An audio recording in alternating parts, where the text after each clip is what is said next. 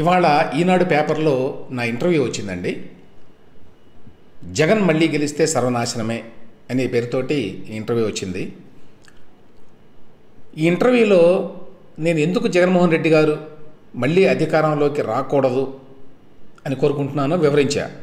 ఒక జర్నలిస్టుగా ఇన్ని సంవత్సరాల్లో ఎప్పుడూ కూడా ఒక ప్రభుత్వం రావాలి లేక పోవాలి అని పబ్లిక్గా నేనైతే కోరుకోలేదు.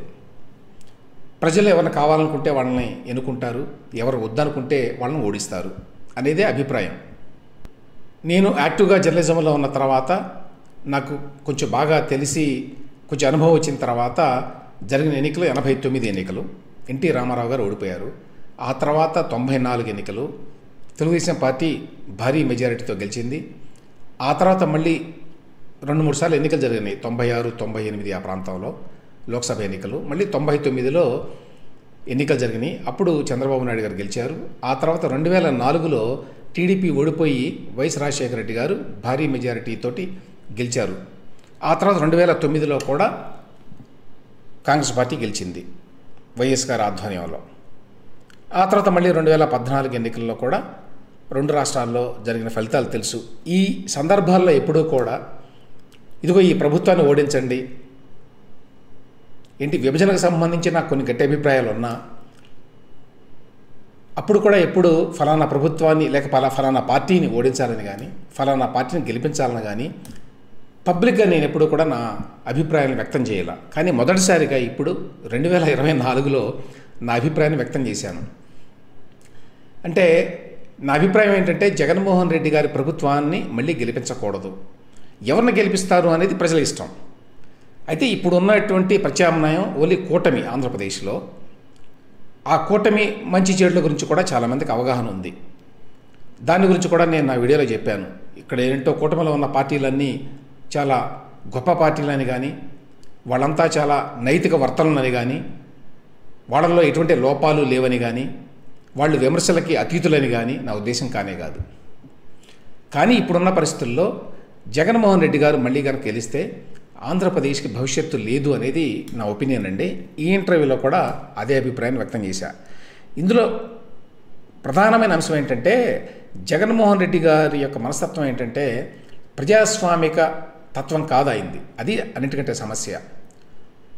ఆయనలో నియంత పోకడలు చాలా బాగా ఉన్నాయి. ఒక రకమైన సూపర్ విలన్ లాంటి వ్యక్తి. ఆయన అసమర్థుడు కాదు.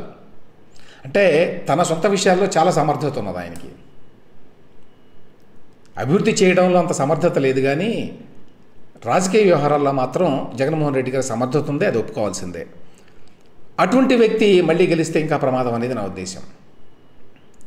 ఇందులో నేను చెప్పిన మెయిన్ పాయింట్ ఏమిటంటే ఎన్నికల్లో ప్రజలు ఓట్లు వేస్తే గెలిచిన తర్వాత నేను ఏమైనా చేయొచ్చు, ఎందుకంటే ప్రజలు నన్ను గెలిపించడం ద్వారా లైసెన్స్ ఇచ్చారు నాకు అని జగన్మోహన్ రెడ్డి గారు అనుకుంటారండి. అది ప్రమాదం. ఎన్నికల్లో గెలవడం అనేది లైసెన్స్ కాదు. మనకి నియమాలు, నిబంధనలు, మనకి రాజ్యాంగము, చట్టాలు ఇవన్నీ ఉన్నాయి. వాటికి లోబడి, వాటితో పాటు కొన్ని ప్రజాస్వామిక సాంప్రదాయాలు కూడా ఉంటాయి. వాటికి లోబడి చేస్తాం. వాటన్నిటినీ కూడా ఉల్లంఘించి వాటన్నిటినీ పక్కకు దోసేసి పరిపాలన చేసింది జగన్మోహన్ రెడ్డి గారు. అది మెయిన్ పార్టీ. సో నా ఉద్దేశంలో ఏంటంటే జగన్మోహన్ రెడ్డి గారు ఒక రాజకీయ పార్టీని కాకుండా ఒక ఫ్యాక్షన్ ముఠా నడుపుతున్నట్టుగా నడుపుతారు రాష్ట్రాన్ని. అది ప్రమాదకరం. ఆ తర్వాత ఆయన ఏ స్థాయిలో అబద్ధాలు చెప్పుకుంటాడు అనే విషయాన్ని కూడా నేను ఈ ఇంటర్వ్యూలో మాట్లాడానండి. ఉదాహరణకి అందరికీ తెలిసిన విషయం ఒకటి చెప్తాను. ఇంగ్లీష్ మీడియాన్ని ప్రవేశపెట్టింది చంద్రబాబు నాయుడు గారు. దానికి చంద్రబాబు నాయుడు గారి మీద వామపక్ష భావజాలం ఉన్నవాళ్ళు పెద్ద ఎత్తున విమర్శించేవాళ్ళు. ఏమని? ఈయన కార్పొరేట్ సంస్థల కోసం ఇంగ్లీష్ మీడియాన్ని ప్రవేశపెడుతున్నాడు, తెలుగు భాషను చంపేస్తున్నాడు అని. అంతకుముందు గతంలోనూ జరిగింది అది 95-2004 మధ్య. ఆ తర్వాత 2014లో ఎన్నికైన తర్వాత హై స్కూల్లో ప్రవేశపెట్టారండి, ప్రైమరీ స్కూల్లో కాదు. ఇంగ్లీష్ మీడియాన్ని ప్రవేశపెడితే ఇదే జగన్మోహన్ రెడ్డి గారు దాన్ని తీవ్రంగా అపోజ్ చేశాడు. సాక్షిలో రాయించుకున్నాడు. తెలుగుకి చంద్రబాబు నాయుడు గారు తెగులు పట్టిస్తున్నాడు అని చెప్పి పెద్ద పెద్ద అక్షరాలతో రాశాడు సాక్షిలో. అదే వ్యక్తి ఇవాళ నేను ఇంగ్లీష్ మీడియం తీసుకొచ్చాను, నేను పేదల ప్రతినిధిని, చంద్రబాబు నాయుడు గారు ఇంగ్లీష్ మీడియం వద్దంటున్నాడు, ఆయన పెత్తందారి అని అంటాడు, అదొక విచిత్రం. రెండవది భోగాపురం ఎయిర్పోర్టు. భోగాపురం ఎయిర్పోర్టుని కన్సీవ్ చేసింది, దానికి చేయాల్సినటువంటి అన్ని పనులు, ప్రాథమికంగా చాలా పనులు ఉంటాయండి దానికి, అవన్నీ చేసింది చంద్రబాబు నాయుడు గారు. దాన్ని కన్సీవ్ చేయడమే కాకుండా దానికి సంబంధించి అనేక అనుమతులు తీసుకొచ్చింది కేంద్ర ప్రభుత్వం నుంచి ఆయనే. పర్యావరణానికి సంబంధించి రకరకాల పర్మిషన్స్ కావాలి, వాటిని తీసుకొచ్చింది ఆయనే. దానికి భూసేకరణ కావాలి, భూసేకరణ చేయడం అనేది పెద్ద కార్యక్రమం, అందరికీ తెలుసు, చేసింది ఆయనే. అంతేకాదు దానికి బిడ్డింగ్ నిర్వహించి కాంట్రాక్టర్ని సెలెక్ట్ చేసింది ఆయనే, జిఎంఆర్ని. ఇన్ని చేసినప్పుడు యాక్చువల్గా జగన్మోహన్ రెడ్డి గారు ఏమన్నారో తెలుసా మీకు? భోగాపురంలో ఎయిర్పోర్ట్ ఎందుకు, అసలు విశాఖపట్నంలో ఎయిర్పోర్ట్ ఉన్నది కదా, అది సరిపోతుంది కదా, ఇవాళ ఎగ్జిక్యూటివ్ క్యాపిటల్, ఇవాళ పెద్ద పెద్ద మాటలు చెప్తున్నాడు ఆయన. ఆ రోజున ఆయన ఏమన్నాడంటే, విశాఖపట్నంలో ఎయిర్పోర్ట్ ఉండగా విశాఖపట్నం ఎయిర్పోర్ట్లో అన్నట్ట ఈగలు దోలుకుంటున్నారట. ఆయన అన్న మాట్లాడినవి. ఇక్కడ ఈగలు దోలుకుంటుంటే మళ్ళీ భారీ ఎత్తున ఎయిర్పోర్ట్ ఏంటి అక్కడ? హైదరాబాద్లో కూడా ఇదే మాట అన్నారండి అప్పట్లో రాజశేఖర రెడ్డి గారు, వీళ్ళంతా. తర్వాత ఆయనే ప్రారంభోత్సవం చేశాడు దానికి, రాజశేఖర రెడ్డి గారు. ఆనాడు 5,000 ఎకరాల్లో హైదరాబాద్లో శంషాబాద్ ఎయిర్పోర్ట్ని కడుతుంటే ఇన్ని వేల ఎకరాలు ఎందుకు అన్నారు. ఇప్పుడు అన్ని వేల ఎకరాలు అవసరమైనాయి హైదరాబాద్కి. అదేవిధంగా భోగాపురం ఎయిర్పోర్ట్ని కూడా తీవ్రంగా విమర్శించాడు జగన్మోహన్ రెడ్డి. అటువంటి వ్యక్తి ఈ మధ్యకాలంలో మేము అందరూ వినే ఉంటారు, భోగాపురం ఇంటర్నేషనల్ ఎయిర్పోర్ట్ కడుతుంది నేనే అని చెప్తుంటాడు. దాన్ని బట్టి ఆయన క్యారెక్టర్లో ఆ వంచన, ఆ కపటత్వం ఏ స్థాయిలో ఉందో అర్థం చేసుకోవచ్చు. దాన్ని కూడా నేను మాట్లాడాను. చంద్రబాబు నాయుడు ఏం చేశాడు గత 14 ఏళ్ళలో అంటాడు. చంద్రబాబు నాయుడు చాలా పనులు చేసి ఉండకపోవచ్చు, కానీ చాలా పనులు కూడా చేశాడు, అది అందరికీ తెలుసు. పదే రిపీట్ చేయాల్సిన అవసరం కూడా లేదు. అది కూడా నేను పాయింట్అవుట్ చేసింది. అది చంద్రబాబు నాయుడు అనగానే దేశవ్యాప్తంగా అంతర్జాతీయంగా కూడా బోర్డంతా డాక్యుమెంట్ చేశారు ఆయన ఏమేం చేశాడు. చంద్రబాబు అనగానే అందరికి గుర్తుకొస్తాయి చాలా విషయాలు. జనం వ్యాలీ కావచ్చు, లేకపోతే హైటెక్ సిటీ కావచ్చు, లేకపోతే శంషాబాద్ ఎయిర్పోర్ట్ కావచ్చు, లేకపోతే ఓఆర్ఆర్ కావచ్చు, హైదరాబాద్లో పెరిగినటువంటి ఫార్మా ఇండస్ట్రీ కావచ్చు, సేవారంగం కావచ్చు, లేకపోతే హైదరాబాద్లో కట్టినటువంటి హైటెక్స్ కన్వెన్షన్ సెంటర్స్ కావచ్చు, ఎన్నో ఉన్నాయి. నిజానికి జగన్మోహన్ రెడ్డి గారిని గుర్తు చేసుకుంటే మనకి ఏమీ కూడా తట్టవు. ఆయన చేసిన పని ఏమిటంటే బటన్ నొక్కి డబ్బులు వేయడం అనేది ఒకటే. అది ఇంకొక ఇంపార్టెంట్ పాయింట్. ఆయన ఏమనుకున్నాడంటే, ప్రభుత్వము పరిపాలన అంటే బటన్లు నొక్కటమే అనేదే పరిపాలన అండి, గవర్నెన్స్.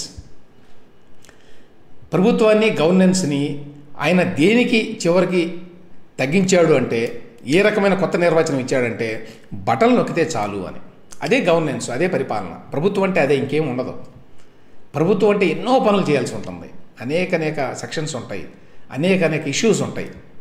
మీరు అందరికీ బటన్ నొక్కుతాను అంటే ఇవాళ ఇన్ని రకాలుగా మన సమాజం అభివృద్ధి చెందేది కాదు. అదొక్కటే కనుక పని అయితే అది చేయొద్దని ఎవరు అనరు.